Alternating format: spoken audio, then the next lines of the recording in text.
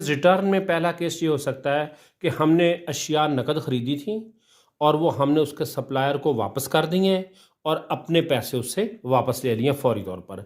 यानी goods that were purchased for cash, वो चीज़ें जो हमने नकद ख़रीदी हुई थी, are returned back to supplier, हमने सप्लायर को वापस कर दी हैं। एंड रिसीव्ड मनी 500 रुपीज़, और अपने पैसे 500 रुपये हमने वापस ले लिया।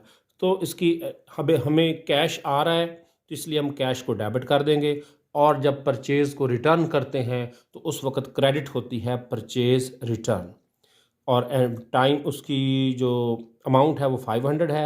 नरेशन है गुड्स रिटर्न टू सप्लायर। में दूसरी सिचुएशन ये हो सकती है कि हमने अशिया ख़रीदी तो नकद थी, अब हमने सप्लायर को वापस की हैं, लेकिन हमें फ़ौरी तौर पर पैसे वापस नहीं मिले, बल्कि उसने बाद में किसी तारीख का हमसे वादा किया है कि बाद में पैसे अदा करेगा।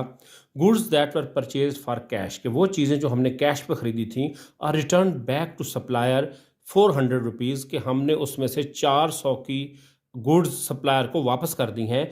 Cash yet not received back, और अभी तक हमें पैसे वापस नहीं मिले, वो किसी और तारीख को बाद वाली तारीख में मिल जाएंगे।